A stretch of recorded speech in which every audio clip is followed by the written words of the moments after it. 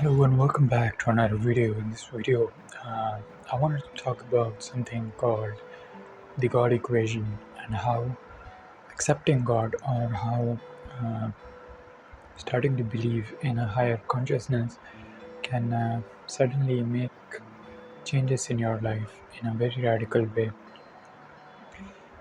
We may have all uh, heard of stories where people suddenly convert or find God, but what exactly happens there? What exactly happens that makes a person change so radically? So, in the mind, if we introduce a concept called God, the mind suddenly starts to make sense. This whole world starts to make sense. Now, why is this and how can this be explained? It can be explained through our ancestors. People have been believers, and it can also be explained about how we associate ourselves. So, for example, when we see an event, there are certainly a lot of thoughts that generate because of that event. Now, thought is rationalization,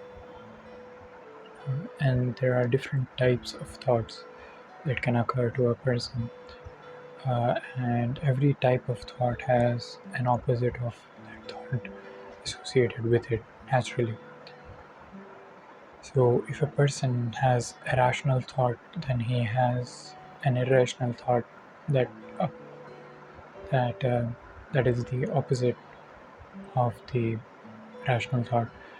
And if a person has associated himself as a rational person, then he associates this thought as himself and identifies himself with this thought, and he reduces all the other thoughts that come up that are against this rational belief as irrational or as something that are just manifestations of the mind.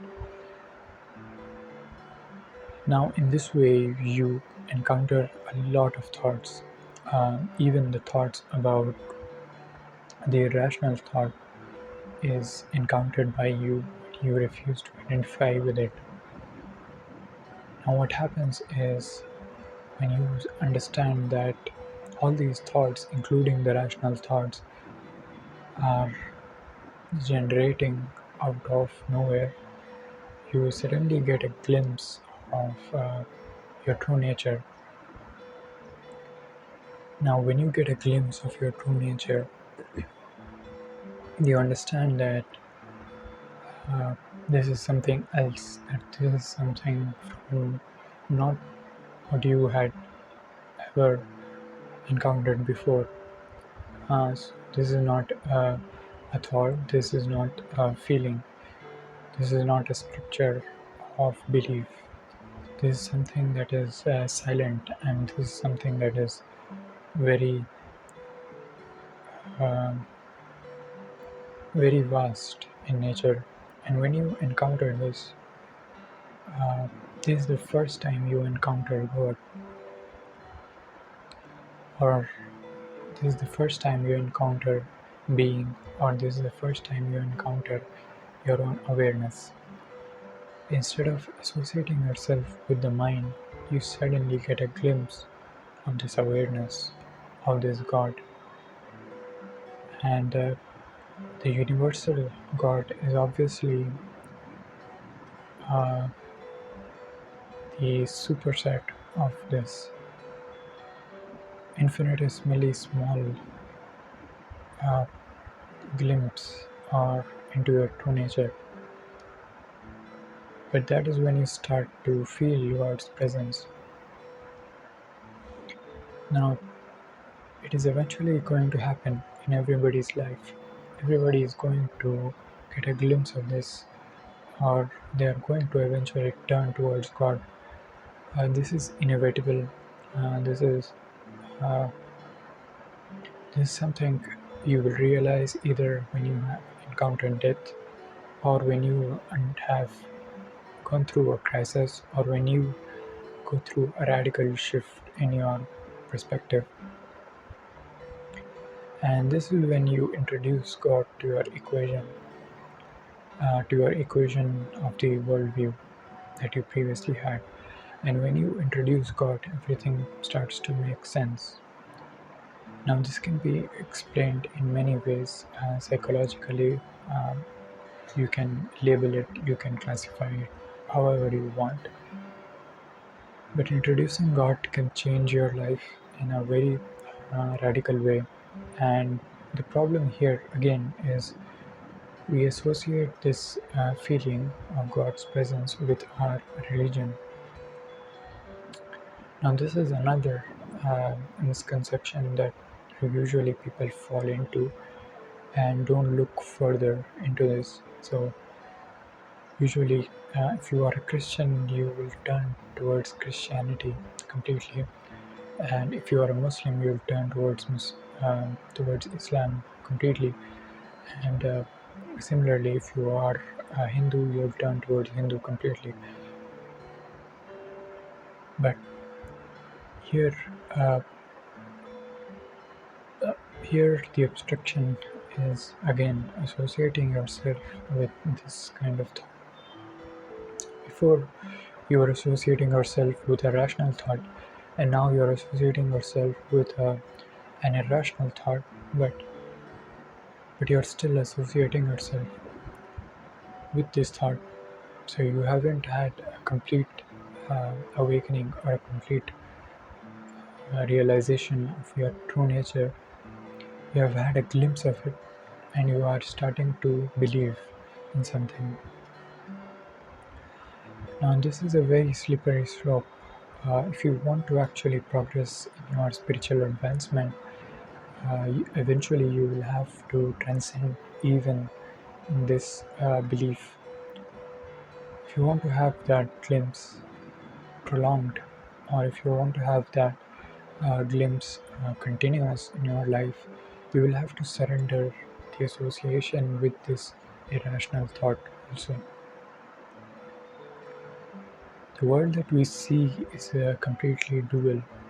We see in terms of duality, we see that whenever there is an irrational thought, there is an irrational thought. Wherever there is a religious person, there is an irreligious person. Wherever there is matter, there is no matter, and there is space.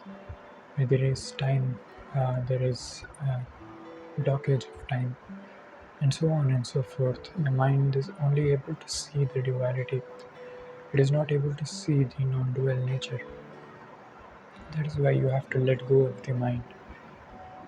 Now, the question comes again naturally: how do you let go of mind? Letting go of mind is not something that you can do by learning how you to let go of mind. It is an instinctual action that you do, just like the instinctual action where you stopped associating with the irrational thought. It is just like that. There is an instinctual action, and you will stop associating yourself with the mind. Now, this doesn't mean that you will escape from your responsibilities. You will certainly be in the world and act exactly like you are supposed to act because you weren't the mind in the first place. The mind was doing itself, whatever it was impression to do, and it was all in the non-dual nature already. But now the association has dropped, just like when you are saying that these clothes are mine, and when you lend it to someone or when you forget about it, they are not yours anymore. Just like that, your mind will be not yours anymore. And people go mad after this. People lose their mind, and of course, there are people who run away, thinking that you are supposed to run away from the mind. But these people who are mad are intoxicated in God's love. and they are called different names in different traditions. They are called the mats in the Sufi terms, and uh, in Hindu terms they are called uh, Atma Bhutas or something like that. And there are a lot of different terms, and usually here in India, these mad people are not treated in a mental hospital; they are treated as gods. Now, this is not something to be scared of. Losing your mind can be uh, something that is very scary and something that people are usually afraid of. Uh, I heard one great sage talk about this, and he says that people think that the spiritual person does not do anything, that a person who has lost his mind is not able to do anything else, and they are not better at other things. This is due to their perspective that they have associated or gained something in the material world, and they think that this person who is going towards the spiritual direction or is going towards disassociation from the mind is eventually going to lose the gains in the material world, or he is going to lose something from the material world. And usually, people who go towards this spiritual path or are trying to go towards this journey are looked down upon.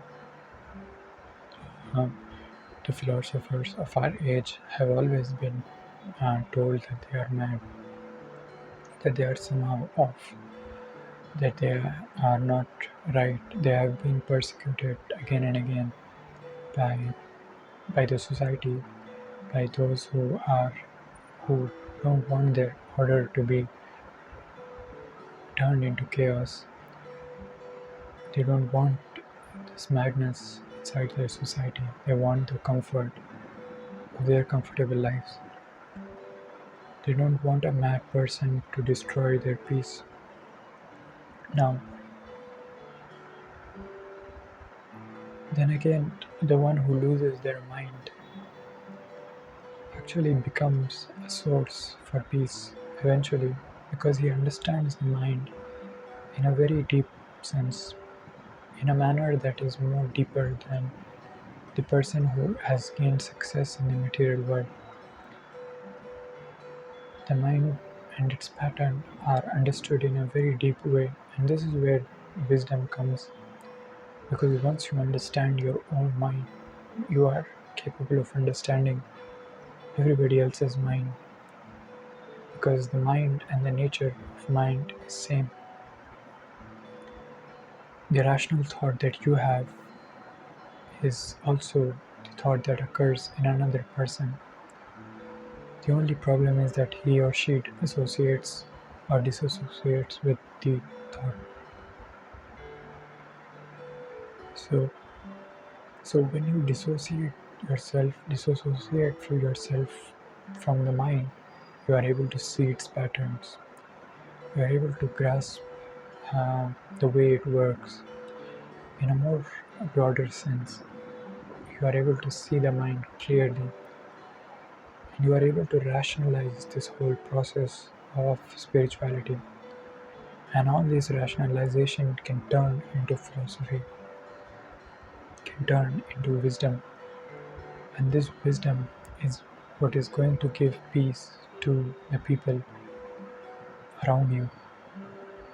You are going to teach them things, you are going to advise them in a manner that is going to lead them towards ultimate peace, towards ultimate dissociation, towards the dissolution of the mind. And that is the purpose of every human being, to dissolute his or her mind, to dissolve himself in God. So the problem is, don't introduce God to your equation. Introduce your God to the equation of the mind and make it peaceful, but eventually lose the mind itself, dissolve the mind and become and swim in the ocean of God. So thank you for watching this video. Uh, I intended this video to not be intellectual because I have been uploading a lot of intellectual videos in the past few days, and I have been explaining a lot of terms that I use here in this channel and in spirituality in general. And it is important to understand the terms that we use, but it's also important to glimpse the true nature first-handedly. So don't there is this concept of imitation that always happens whenever you listen to somebody or whenever you are idealizing someone. You are trying to imitate them, and once this imitation begins, this is another trap. Imitation is the original sin, and we'll talk about imitation in another video. So thank you for watching this video. I hope I gave you some insight into the first hand nature of your true self.